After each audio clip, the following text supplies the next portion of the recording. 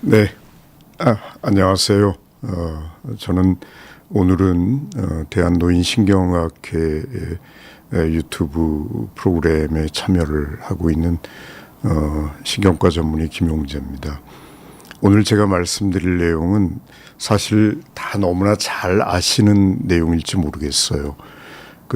고혈압, 고지혈, 당뇨병 치료가 뇌 건강에 어떤 영향을 주는가 라는 내용입니다. 어떻게 보면 다 알고 계실지 모르겠습니다만은 제가 오늘 드리고 싶은 이야기는 뇌 건강을 위해서는 우리가 흔히 너무나 잘 알고 있는 고혈압, 고지혈증, 당뇨병도 맞춤 치료가 필요하다라는 내용으로 오늘 이야기를 준비했습니다. 아마 다 잘 아시는 내용이죠. 고혈압, 고지혈, 고혈당, 그러니까 당뇨병의 이 세 가지 혈관 위험 인자들을 우리가 아주 쉽게 표현하기 위해서 이제 3고 또 이제 좀 더 직설적으로 3고라고 이야기를 하면서 이 질환들의 관리가 혈관 질환의 예방에 아주 중요하다라는 거를 그동안 계속 강조하고 이야기를 많이 들어오셨을 겁니다. 자, 그런데 화불단행이란 말 아시죠? 불행은 홀로 다니지 않고 겹쳐서 온다. 그러니까 우리 엎친 데 겹친 격이라는 말도 있고요.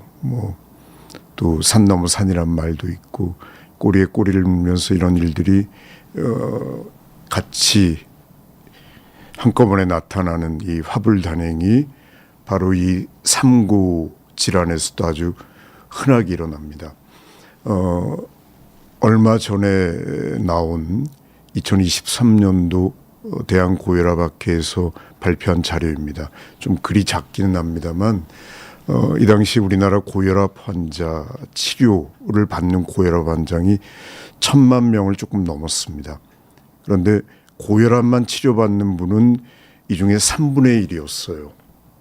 그 3분의 1은 고혈압, 고지혈을 같이 있거나 또는 고혈압, 당뇨병을 같이 가지고 있거나 또 전체 20% 정도의 환자분들은 고혈압, 고지혈, 당뇨병 그야말로 3중고, 3고를 다 함께 가지고 있었던 겁니다.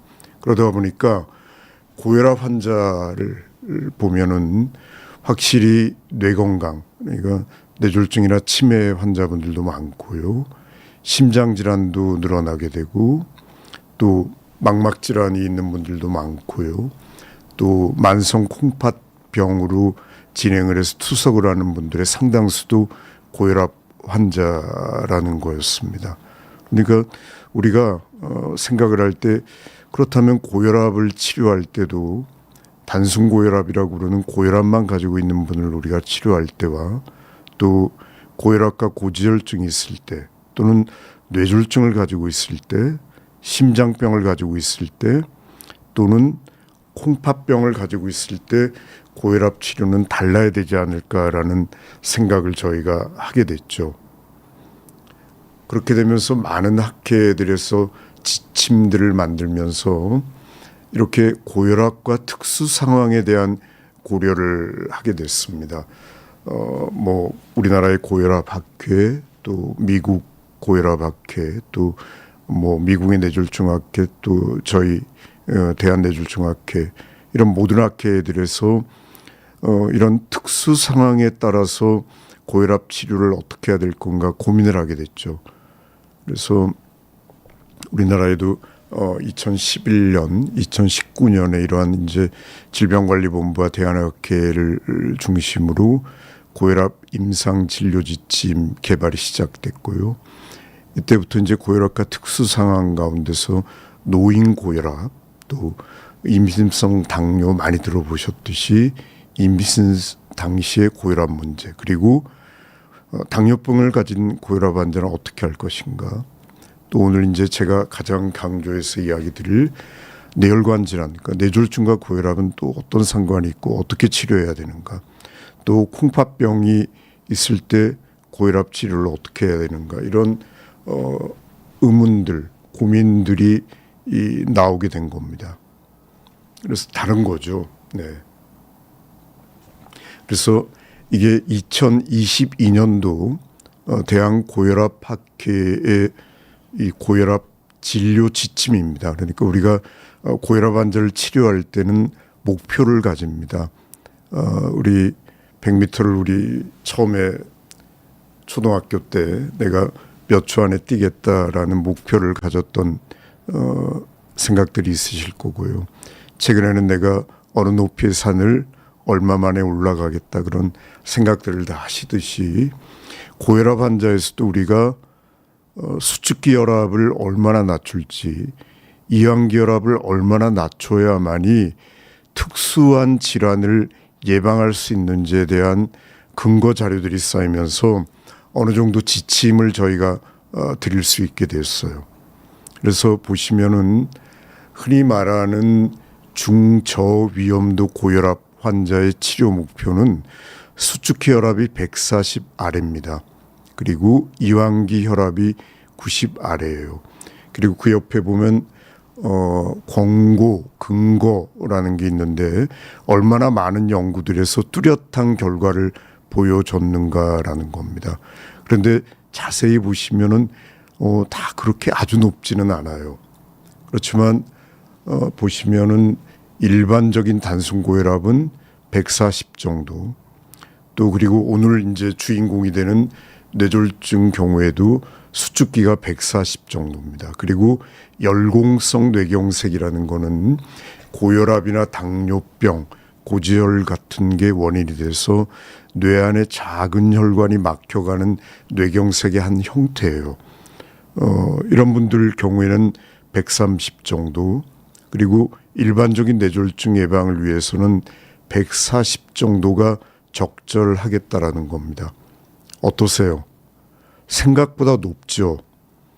진료실에 찾아오시는 많은 분들이 120에 80이라는 정상 혈압을 머릿속에 너무 크게 담고 오시기 때문에 제 환자분들 경우에도 130이 조금 넘으면 굉장히 불안해하시는 분들이 많이 있어요. 특히 고령 80대이신데 오늘 혈압이 130이 조금 넘었다고 왜 120까지 낮춰주지 않느냐라고 이야기를 하고 오십니다.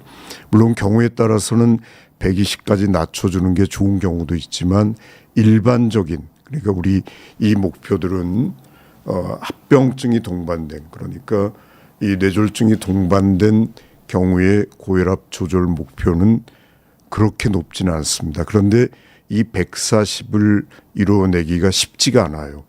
그러니까 우리가 고혈압 조절을 위해서는 약도 잘 드시고 생활 습관도 잘 따르고 해야 되는 여러 문제가 있지만 우리가 이제 얼마나 조절이 되느냐는 조절률인데 실제 조절률이 굉장히 낮습니다.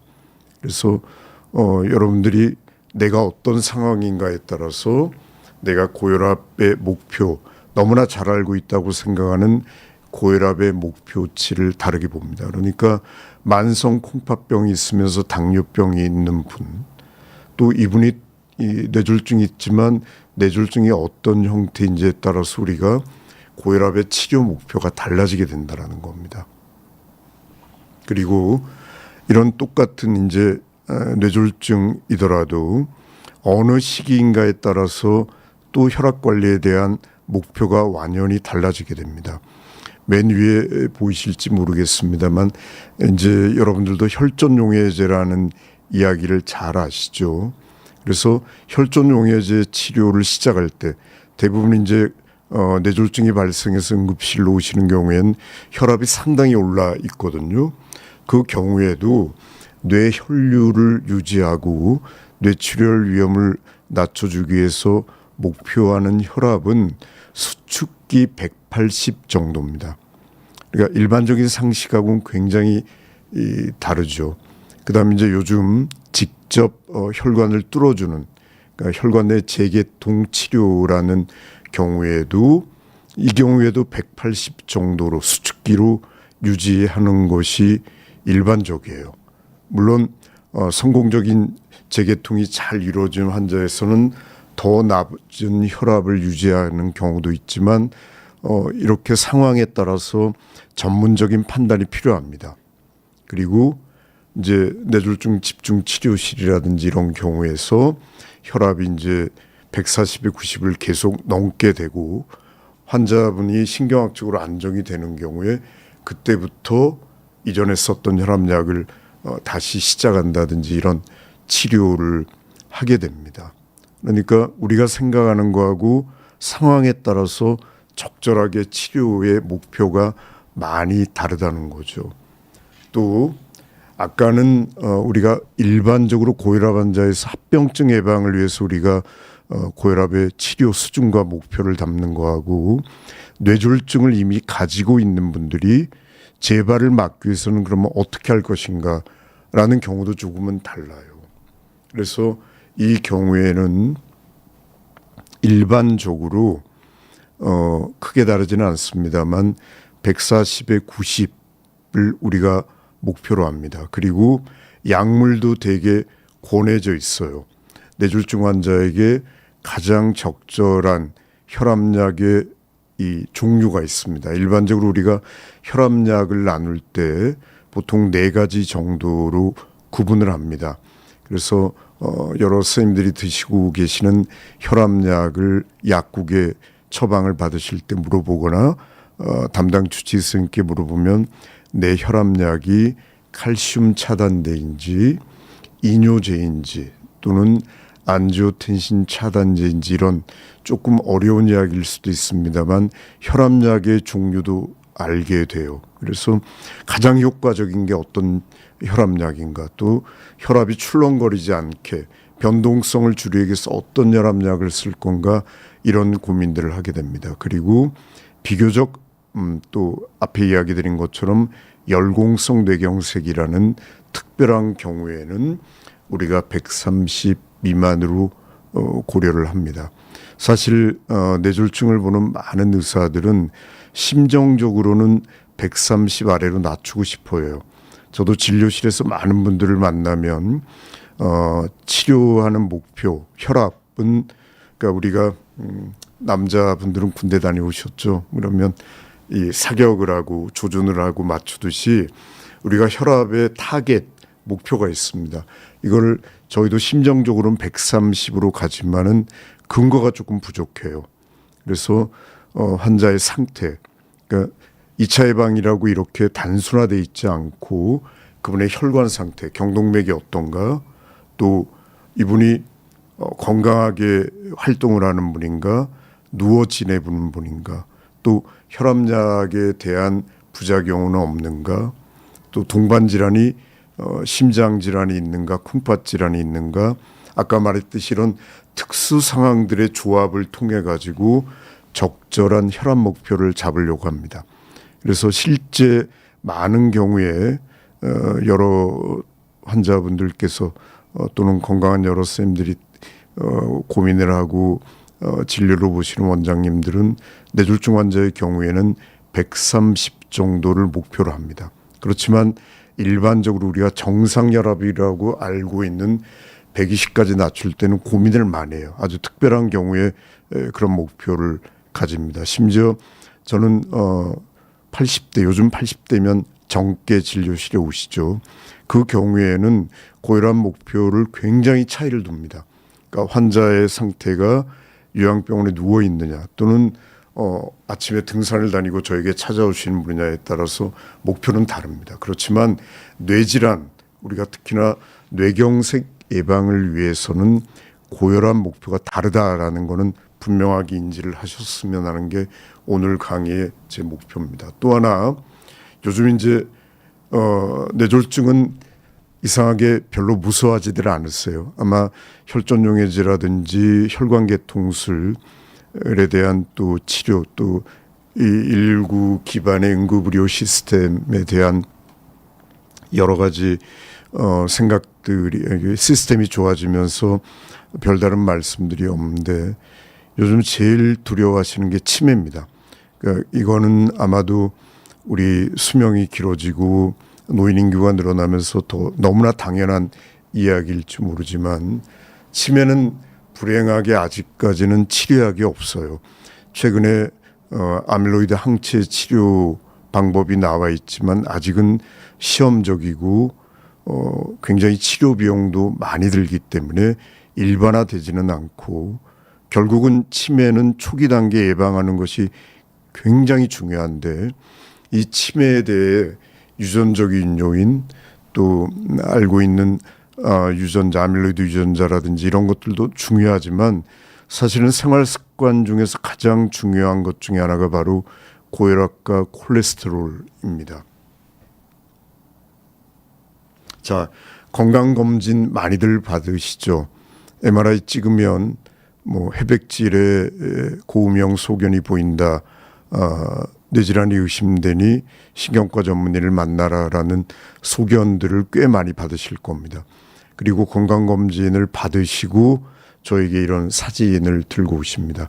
이게 바로 이제 뇌의 깊숙한 부위, 백질 부위라고 부르는 곳이고 이곳이 바로 고혈압이 뇌신경을 손상시키는 중요한 목표 지점이에요. 그래서 이 진행이 이렇게 진행을 합니다. 그러니까 하얀 점이 하나도 없던 상태에서 하나씩 늘어나죠. 그렇게 마지막에 보이는 이거는 이제 치매 환자분의 사진에서 가져온 것이고요. 그런데 생각해 보면 이 파제카, 그러니까 이 백질부 손상이 이렇게 진행한 환자분도 처음이 있었죠. 이 처음부터 우리가 백질부 진행이 되는 과정을 미리 막을 수 있었다면 아마도 이 환자분의 치매는 막을 수가 있었을 거라는 겁니다. 그리고 이렇게 백질부 손상에 가장 큰 영향을 주는 요인은 대부분은 고혈압이에요. 물론 흡연이라든지 고지혈증도 큰 영향, 당뇨병도 영향을 미치지만 여기에 가장 큰 범위는 고혈압입니다. 그러니까 이 단계에서 우리가 막을 수가 있다면 바로 고혈압 예방을 할 수 있는 굉장히, 그러니까 치매 예방을 할 수 있는 좋은 시간을 가질 수 있는 걸 놓치게 되는 거죠. 실패한다면. 그래서 여기도 어떻게 낮출 건가에 대한 수많은 고민들을 합니다. 임상의학, 이제 흔히 서양의학이라고 부르는 많은 저희 임상의학은 근거, 그러니까 어떤 환자분들에게 어떠한 약, 어떠한 치료를 할 건가라는 임상 시험의 근거에서 이렇게 치료 원칙을 쌓아가거든요. 그래서 이제 이 뭐 영어 이름입니다만 고혈압 치료 가운데서도 뇌 손상을 보는, 그러니까 치매하고 MRI 상에 아까 하얗게 보였던 거가 정말 혈압을 조절하면 좋아질 건가 또는 치매를 예방할 수 있을 건가에 대한 연구들이 이루어졌습니다. 제법 된 연구입니다만 꽤 과감한 연구였어요. 이 고혈압 연구의 한 이제 부속 연구로 진행된 연구였고 여기서는 적극적인 혈압 조절, 그러니까 표준 혈압 조절 140이 아닌 적극적 혈압 조절을 했던 환자들 120 환자들과 경도인지 기능 장애 그리고 치매 이런 것들을 그러니까 조사를 했습니다. 결과적으로는 적극적으로 혈압 조절을 했더니 특히 이분들은 50대 이상이었고 당뇨와 치매, 뇌경색 등이 없는 단순 고혈압 환자였어요. 그러니까 제게 다니시는 많은 분들이 이미 뇌경색이 있는 분들에게 일반화할 수는 없지만 지금 이 비욘디를 시청하고 계시는 건강한, 그러니까 50대지만 내가 고혈압만 있다라는 분들에겐 굉장히 중요한 연구 결과죠. 그러니까 이 당시에 중년기에 적극적으로 혈압을 120 아래로 조절하게 되면은 경도인지 장애, 경도인지 장애는 잘 아시겠지만 우리가 치매 전 단계라고 쉽게 이해하시면 됩니다. 요즘 당뇨병 전 단계에 대한 관심이 높아지듯이 우리가 정상과 치매 사이에 바로 이제 이 경도인지 기능 장애 시기에 어떻게 하면 치매를 예방하고 치료할 건가가 지금 저희들의 가장 큰 관심사거든요. 그러니까 여기서도 치매 예방을 위해서 적극적 혈압 조절이 굉장히 중요하다라는 걸 우리가 인지하게 된 겁니다. 그리고 최근에 뭐 가장 최근 이 작년 여름 저희 뉴스였으니까요. 그래서 이제 이 고혈압 병력 또는 항고혈압제 치료를 하고 있는 사람들하고 고혈압이 있지만 치료를 하지 않는 군을 이렇게 비교를 해봤더니 결국은 고혈압 치료를 적극적으로 하는 분들이 우리가 알츠하이머 치매 위험을 낮출 수가 있더라는 거예요. 그러니까 고혈압하고 알츠하이머병, 아까는 혈관성 치매하고 되는 것들을 보여드렸는데 혈관성 치매하고는 그렇게 연관이 없다고 생각하고 있는 알츠하이머 치매, 대부분의 치매의 경우에도 결국은 고혈압 치료를 얼마나 적극적으로 잘 하시는가가 결국은 치매, 알츠하이머 병도 예방할 수 있다라는 근거가 조금씩 상당히 쌓여가고 있습니다. 자, 이 콜레스테롤 이야기도 잠깐 하겠습니다. 그리고 오늘 강의는 아마 한 10분 이내에 제가 강의는 짧게 끝나고 계속 비욘드에 나오다 보니까 현장에서 궁금하신 것들이 많아서 구독자, 시청자분들과 직접 일문일답을 하는 시간을 가지려고 합니다. 그래서 궁금하시는 내용들을 채팅창에 올려주시면 제가 대답 드릴 수 있는 범위 안에서 최선을 다해서 이야기를 드리겠습니다. 자, 콜레스테롤 이야기로 들어가겠습니다. 콜레스테롤이 혈관 질환에 나쁘다는 것은 뭐 누구나 다 아시는 내용일 겁니다. 제가 환자분들에게 경동맥 초음파를 하고 항상 설명을 드리는 게 이 그림입니다. 그리고 이 초음파에 보이는 플라크가 이렇게 쌓여 있고, 그래서 환자분들의 치료를 위해서 왜 고지혈증 약 스타틴을 드리는지 또 왜 항혈전제를 쓰는지를 설명해 드립니다. 그러니까 혈관벽에 손상을 주는 이 동맥경화의 뿌리는 고지혈증입니다. 그런데 좀 글씨가 작기는 합니다만 세계보건기구에서 치매 예방을 위해서 어떤 거를 잘 예방을 하면 조절을 하면 좋을까라는 거를 계속 발표를 하고 있습니다. 그래서 이제 어릴 때 그 청소년기에는 교육을 얼마나 잘 받느냐, 그러니까 문해력을 가진, 그러니까 문맹은 굉장히 나중에 치매 위험을 높이거든요. 특히 후진국에서 아주 큰 문제이기 때문에 젊은 나이에는 교육이 중요하다라는 거고요. 지금 이제 이 가장 많이 듣고 계시는 이 중년기에서 보면은 청각 이상, 그러니까 이제 난청이라든지 어릴 때 귓병을 앓았던 거가 치매하고 연관이 된다라는, 특히 이제 이 문제는 WHO는 세계보건기구는 우리와 같은 이제 비교적 선진국뿐 아니고 개발도상국도 봐야 되니까 우리에서는 거의 지금 문제가 되지 않는 청력 손실이 아직은 인도라든지 이런 국가에서는 치매의 상당한 중요한 원인이고 합니다.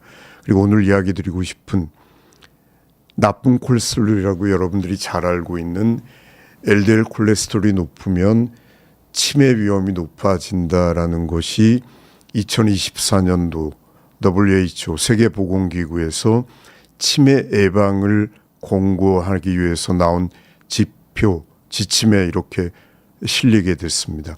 그 아래 우울증이라든지 또 교통사고와 같은 뇌 손상, 그 다음에 이제 운동 안 하는 거, 당뇨병, 흡연, 고혈압, 비만, 또 술 많이 마시는 이런 것들이 포함이 되어 있지만 상당히 높은 비중으로 고지혈증, 특히 나쁜 콜레스테롤인 LDL 콜레스테롤이 치매에 너무나 중요하다라는 것이 최근 2024년도 지침에서 나오게 됐어요.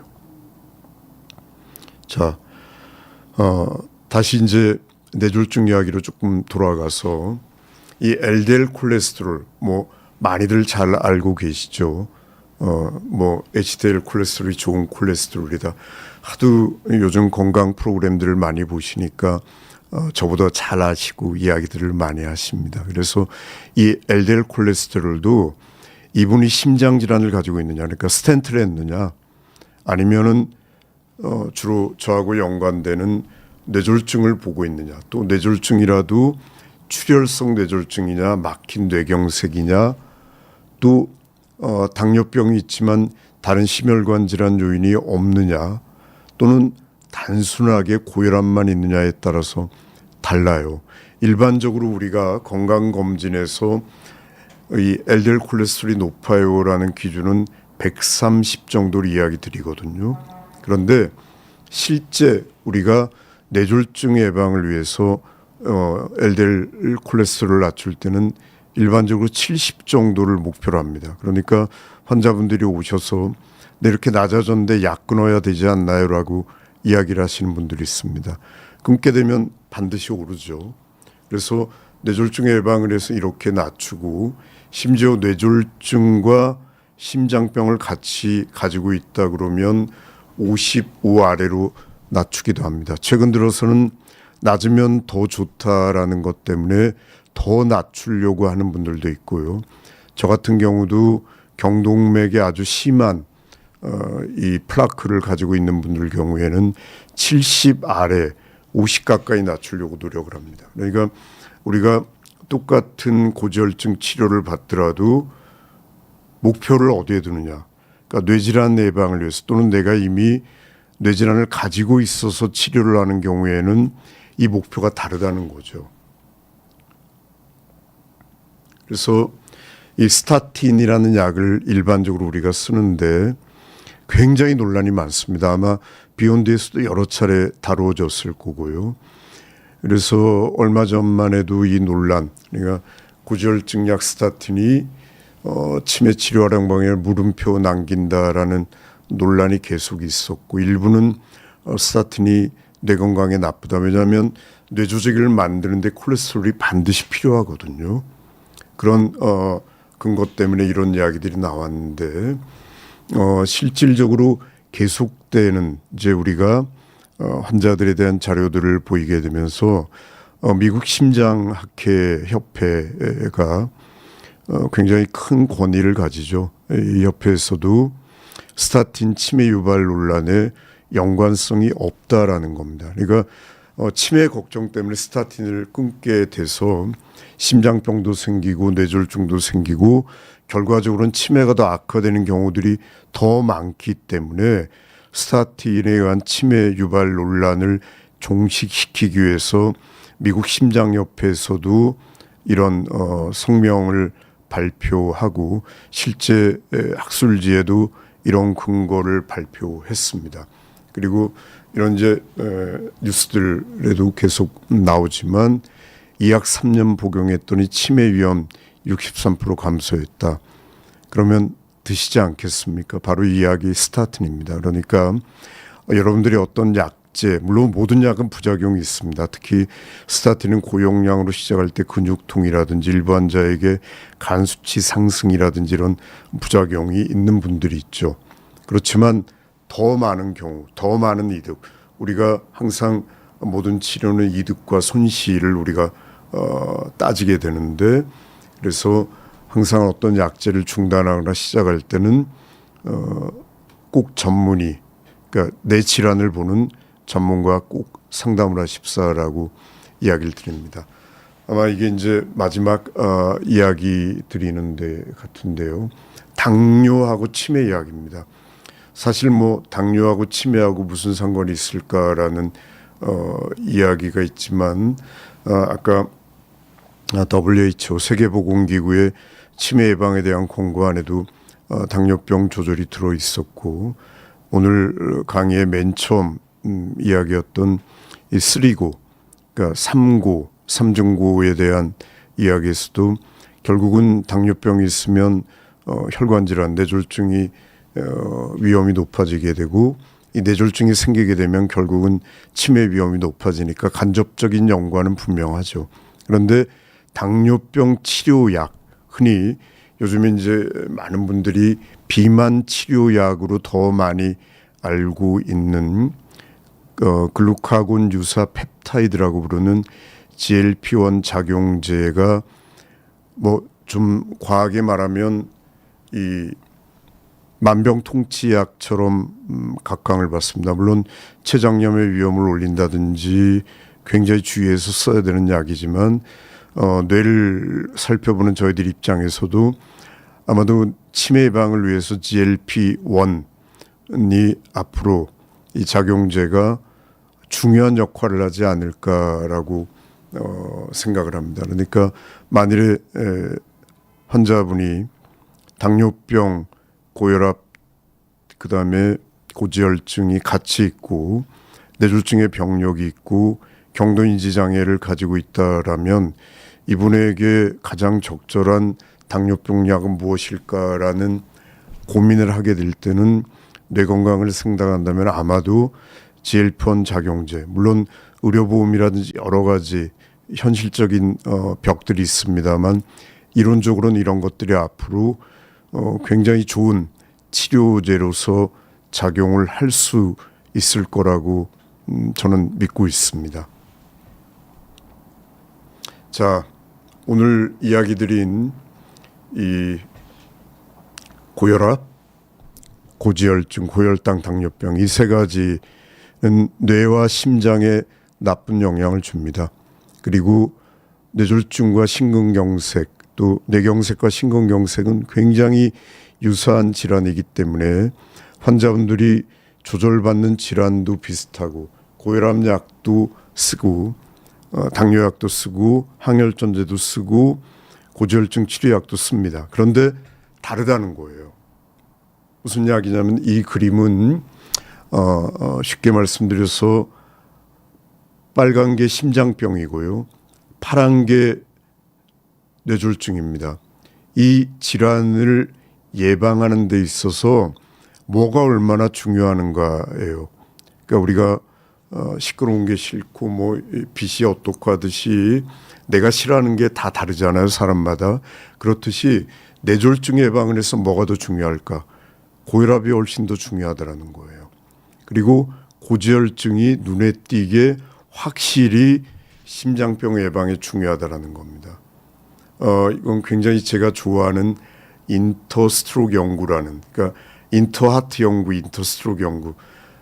사실은 인터하트 연구라고 심장병을 일으킬 수 있는 요인들을 찾아본 연구예요. 이 연구를 해봤더니 심장병의 쉽게 말해서 열의 9은 여러 가지 요인들을 잘 조절하면 예방이 가능하다라는 것을 밝혀냈고 그 이후에 인터스트로크 연구라는 게 진행이 됐습니다. 그러니까 뇌졸중 예방을 해서 우리가 무엇을 할 수 있을까? 유사해요. 굉장히 비슷합니다. 그런데 이런 순서들이 다르더라는 거죠. 그래서 뇌졸중 이런 우리가 치매와 같은 뇌 건강을 위해서 결국은 우리가 삼고를 조절해야 되는 건 굉장히 중요합니다. 그리고 이 세 가지는 뭉쳐 다니기 때문에 또 엎친 데 덮친 격으로 같이 겹치기 때문에 같이 가지고 있습니다. 그러면서 병들이 다 섞이면서 합병증을 일으키지만 특히나 여러분들이 뇌 건강을 생각을 하신다면 한 번쯤은 고위지역 우리가 고혈압의 목표 내가 어떻게 가질 건가, 고지혈증 목표를 어떻게 가질 건가, 당뇨병 치료 목표를 어떻게 가질 건가에 대한 맞춤 치료를 고민을 하고 여러분들의 건강을 책임져 주시는 담당 전문의, 담당 원장님, 담당 선생님, 담당 교수님과 꼭 의논하셔서 효과적인 뇌 건강을 잘 지키시기를 기원하겠습니다. 오늘 제 이야기는 이것으로 마치고 지금부터 여러분들이 올려주신 질문을 같이 좀 답을 해보는 시간으로 가져보겠습니다. 네, 첫 번째 질문은 피검사했더니 나쁜 콜레스테롤이 높아서 약을 먹어야 한다는데 부작용이 있을까 봐서 선뜻 못 먹고 있는데 부작용에 대해서 알고 싶어요라고 올려주셨습니다. 이제 LDL 콜레스테롤이 높으면은 뭐 뇌졸중 또 치매 아까도 말씀드렸지만 위험도가 높기 때문에 약제를 권고합니다. 그런데 일반적으로 우리가 약을 쓸 때는 아까 제가 목표치를 말씀을 드렸죠. 목표치를 정해놓고 약의 용량과 이런 것들을 정합니다. 그러니까 얼마나 높은가에 따라서 우리 흔히 말하는 고지혈증 약마다 용량에 따라서 떨어질 수 있는 정도를 미리 알고 있어요. 그래서 이제 어떤 분들에겐 고강도 스타틴이라는 약을 쓰고요.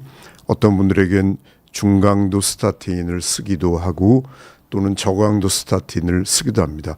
대부분의 부작용은 고강도 스타틴에서 많이 나타나요. 그래서 가장 흔한 거는 근육통입니다. 그 산에 안 올라갔다가 갑자기 올라갔을 때 이런 허벅지라든지 이런 데 아픈 경험이 있으시죠? 그런 형태의 근육통이 흔합니다. 또는 전신 위압감, 약 먹기 시작하는데 내가 힘이 하나도 없다고 이야기하시는 분들이 있습니다. 또 드물게는 간 수치를 올리기 때문에 이런 고지혈증 약을 시작하고 적절한 시기에 나쁜 콜레스테롤 얼마 떨어졌는가 볼 때 또 이런 간 수치도 같이 보기도 합니다. 그런데 이런 부작용이 나타나는 확률과 우리 치매나 뇌졸중 예방의 효과를 비교한다면 비교할 수가 없죠. 그렇기 때문에 처음에 부작용이 나타난다면 어떤 정말 이 약 때문에 나타나는 부작용인가 우리가 상세히 뒤돌아보고 만일에 이제 고강도 스타틴이 필요한데 못 견디시는 분들이라면 요즘에는 이제 간에서 작용되는 스타틴하고 또는 에제티마이브라고 장에서 나쁜 콜레스테롤을 빼주는 약하고의 복합제를 쓰기도 합니다. 그렇지만 아스피린도 마찬가지거든요. 출혈 위험이 높아요. 그렇지만 혈전약이 꼭 필요한 들에게는 그런 위험과 우리가 이득을 꼭 따집니다. 그러니까 치과 치료할 때 약 며칠 끊느냐 그런 고민하는 것처럼 모든 약제 시작에서는 그래요. 그렇지만은 나쁜 콜레스테롤을 막기 위해 스타틴 효과는 분명합니다. 그래서 저는 많은 경우에 이런 우려를 하신 경우에는 지켜보면 되잖아요. 시작을 하고. 그리고 끊게 되면 돌아올 수 있는 것들이기 때문에 너무 두려워하시지 말고 가져다주는 더 큰 효과가 아마 지금 걱정하시는 부분보다 더 클 거라고 저는 이야기 드리고 싶습니다. 네. 두 번째 이야기 드리죠. 경동맥 초음파하고 플라크가 있어서 아스피린을 먹으라고 하는데 꼭 먹어야 하나요? 또 굳이 안 먹어도 된다고 했어요. 또 실로스타졸이라는 약하고 아스피린이랑 뭐가 좋나요? 라고 물어보셨습니다. 아까도 말씀드렸지만 플라크가 똑같지가 않아요. 플라크도 단순한 플라크가 있고요. 또 아주 잘 부스러질 수 있는 플라크가 있습니다. 아주 쉽게 설명드리면 어릴 때 우리 개울가에 놀러 가면 단단한 돌이 놓여 있는 경우도 있고 흙이 이렇게 옆에 쌓여 있는 경우도 있고 물살이 흐르죠. 내로 가는 혈류가 흐르는데 거기에 있는 플라크가 얼마나 내로 잘 떨어져 나갈 수 있는가. 그러니까 아주 흙동이처럼 잘 떨어져 나니까 물컹물컹하고 이런 단단하지 않는 플라크 그리고 크기가 큰 플라크인 경우는 우리가 위험도가 높은 플라크라고 부릅니다. 그런데 그냥 중내막 두께만 약간 두꺼워져 있고 플라크가 아주 단단한 모양, 보통 경동막 초음파에서 하얗게만 보이고 표면이 예쁜 그런 플라크의 경우에 저는 아스피린을 드시라고 권하지는 않아요. 그렇지만 중중도 이상의 위험도를 가진 분들에게는 반드시 항혈전제 복용을 같이 권고를 합니다. 그렇기 때문에 치료해 주시는 의사 선생님의 의견을 같이 꼭 상담을 해야 되고 뇌질환 경우에는 뇌질환 전문의와 꼭 그래도 의논을 해보십사라고 권합니다. 그리고 실로스타졸이라는 약제는 항열증제의 한 가지 종류입니다. 그러니까 클로피도그릴이라는 약이 있고요. 또 실로스타졸이 있고 트리플루스라는 약이 있고 아스피린 정도가 우리가 일반적으로 많이 쓰는 항열수판 제제인데 이것도 환자의 혈관 상태에 따라 달라요. 뇌 안에 작은 혈관이 좁아져 있고 과거에 뇌출혈이 병력이 있고 뇌 안의 혈관만 선택적으로 좁아져 있는 분들에겐 실로스타졸을 쓰면 좋다라는 좋은 논문들이 많습니다. 그런데 실로스타졸은 먹으면 머리가 아픈 부작용이 초기에 굉장히 많아요. 혈관을 확 넓혀주거든요. 그러니까 아스피린이 가장 기본적인 약이에요. 그렇지만 아스피린보다 부작용은 적고 효과가 어느 경우에 더 좋은가, 그리고 이 환자분이 당뇨병이 있는가 심장병이 있는가에 따라서 또 혈관 상태가 경동맥이 나쁜가 머리 안에 혈관이 좁아져 있는가 또 뇌출혈이 있는가 뇌경색이 있는가 그런 복합적인 판단을 합니다. 그러니까 이런 것들이 오늘 이야기 드리는 뇌 건강에 대한 맞춤 치료가 반드시 필요하다라는 겁니다. 단순화시켜서 이야기하기는 조금 어렵지 않나라고 이야기를 드립니다. 그 다음에 저는 60대 여성입니다라는 질문을 좀 볼까 합니다. 마음이 급하셨는지 뇌경색, 뇌출혈 굉장히 수차례 뇌수를 많이 하시고 고생을 많이 하셨네요. 혈관성 치매 위험군은 굉장히 많습니다. 많이 가지고 계시는 거죠. 그리고 자꾸 잊어버리고 걱정을 하시는데 치매에 대한 약이 있다고 하는데 먹어야 될까요? 라는 건데 많은 분들이 이야기하시는 뇌 영양제하고 치매 예방 약제는 조금은 다릅니다. 치매에 대한 약은 엄밀하게는 없어요.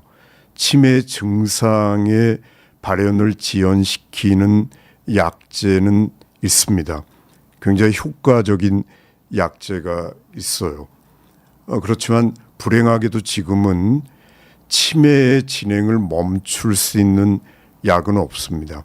그러니까 아주 치매 초기 단계에 알츠하이머 병의 중요한 원인이라고 부르는 아밀로이드라는 것에 대한 항체 치료, 여러분들 코로나 때 항체 치료 주사 많이들 맞아보셨잖아요.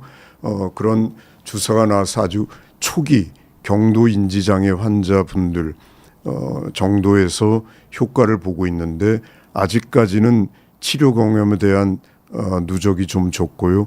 굉장히 비싸요. 그래서 의사들이 고민을 많이 합니다. 그리고 이 경우에 혈관성 치매는 그 약의 안전성이 아직 보장이 되어 있지 않고요. 그래서 이런 경우라면 저는 오히려 가지고 있는 요인, 고혈압, 고지혈 당뇨병이 있다면 조절을 하고 뇌 손상이 더 일어나지 않도록 하는 치료에 더 전념하시는 거가 좋지 않나 싶습니다. 그리고 일부 이제 뇌신경 보호제라는 약들이 있습니다. 이런 것들을 환자분 상태에 맞게 아마 주치의 선생님이 도와주실 거예요. 그리고 오늘 이렇게 어려운 이 문자 메시지도 같이 참여를 하실 수 있고 이런 거 보면은 아주 중증 치매는 아직 아니시니까 지금이라도 잘 예방하시면 진행을 충분하게 늦출 수 있는 것은 가능할 거라고 저는 생각을 합니다. 네. 다음 질문, 경동맥 초음파 이야기를 물어보셨네요. 경동맥 초음파의 정확도는 어느 정도인가요? 경동맥 내혈관 CT를 찍으면 좀 더 정확한 정보를 얻을 수 있을까요?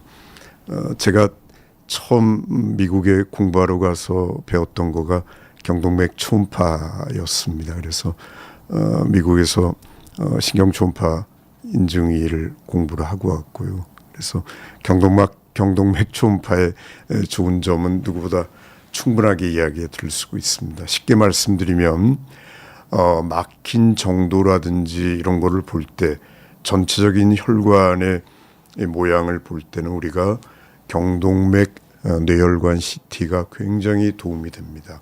그러니까 우리가 CTA라고 부르는 뇌혈관 조형 CT를 찍으면은 이렇게 심장에서부터 경동맥을 지나서 머리 안에 혈관까지 이어지는 전체적인 큰 길에 좁아진 정도를 우리가 볼 수 있는데 아주 유용하고요. 특히나 이제 뇌혈관 CT의 경우에는 컴퓨터로 3차원 영상을 만들어주기 때문에 경동맥 스텐트라거나 경동맥 내막 절제술이라는 수술을 하기 전에는 굉장히 도움이 됩니다. 그런데 병의 초기 단계나 아까 제가 그리고 초음파를 통해서 플라크의 안정성을 볼 수 있다고 말씀드렸죠. 그러니까 초음파를 통해 가지고 이게 초음파가 이 플라크가 얼마나 위험하고 나쁜 층분지를 우리가 알 수가 있어요. 그리고 아주 초기 단계에 플라크가 생기기 전에 단계인 내중막 두께가 조금씩 진행하는 아주 초기 단계를 알아낼 수 있는 거에도 아주 유용합니다. 그리고 뇌혈관 CT를 찍기 위해서는 조영제를 써야지 돼요. 근데 이 조영제는 당뇨병, 특히나 당뇨병을 가진 분들이라 경우에 콩팥 손상을 일으킬 수 있는 경우도 있고 또 콩팥병이 있는 분들에게는 굉장히 조심스럽고요. 또 일반자들에겐 알러지 반응도 나타납니다. 그러니까 조영제 후에 심각한 알러지도 저희가 아주 드물지만 경험을 하기 때문에 저는 경동맥 초음파가 아주 쉽고 또 비용도 저렴한 편이고 또 그 자리에서 우리가 확인도 할 수 있고 아까 말씀드렸듯이 아주 초기 단계의 변화부터 또 진행 단계부터 충분히 알 수 있기 때문에 도움이 됩니다. 특히 여기에 뇌혈류 초음파라고 부르는 머리 안의 혈관 상태를 알 수 있는 초음파까지 같이 하게 되면은 우리가 CTA를 통해서만이 알 수 있는 정보 이상의 비침습적이라고 부르는 그러니까 조영제에 대한 부담 없이 우리가 또 방사선 이 조영에 대한 부담이 없이 뇌혈관 상태를 또 쉽게 좀 더 이해할 수 있는 굉장히 유용한 방법이기도 합니다. 그리고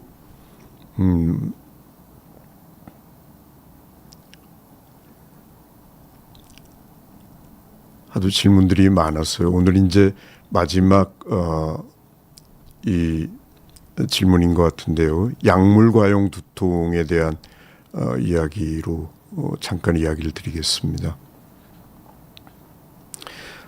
약물 과용 두통과 뇌혈관은 사실 그렇게 깊은 연관을 가지는 건 아닙니다. 그러니까 만성 매일 두통, 오늘 주제와는 조금 다릅니다만 만성 매일 두통을 가진 분들 경우에 우리가 많은 경우에 돌아보면은 이제 쉽게 사드실 수 있는 진통제를 뭐 거의 매일 드시다시피 하시는 분들이고 이 경우에 이제 우리가 약물 과용 두통이라고 이야기를 합니다. 또는 이제 요즘에 편두통 예방을 위해서 굉장히 많이 쓰고 있는 트립탄 제제라는 게 있어요. 뭐 이미그란 이런 약들 잘 아실 텐데 이 약들은 심장혈관에 나쁜 영향을 주기 때문에 약물 특히 뇌혈관, 혈관에 작용을 하기 때문에 이 경우에는 뇌혈관 손상의 위험이 있기 때문에 약물 과용 두통이 트립탄 제제에 의한 거라면 뇌혈관 손상에 대한 우려 때문에 반드시 약제 조절을 하고 권해드립니다. 그렇지만 단순 소염진통제에 의한 약물 과용 두통에 의해서 약물 남용 두통이란 말도 저희가 많이 쓰는데요. 이 경우에 혈관이 많이 망가졌을까라는 건 글쎄요 라고 답을 드리는 게 맞을 것 같고요. 혈관이 원래대로 돌아가는 경우는 없습니다. 나이를 거꾸로 우리가 먹을 수 없는 것처럼 신경세포는 한번 망가지면 돌아오지 않고요. 경동맥 플라크의 경우도 어떤 경우에도 뒤로 돌리기는 굉장히 어려워요. 아주 좋은 임상 연구 경우에 내중막 두께를 정말 몇 마이크로밀 정도 줄이는 거는 있지만 일반적인 우리가 실제 임상 현장에서는 혈관 질환은 진행합니다. 그러니까 원래 돌아가고 완치 이런 것보다는 적절하게 관리하고 이 병을 가지고 내가 산다고 생각하시는 게 좋을 것 같습니다. 자, 오늘 긴 시간 여러분들과 함께 할 수 있어서 기쁘고 반가웠습니다.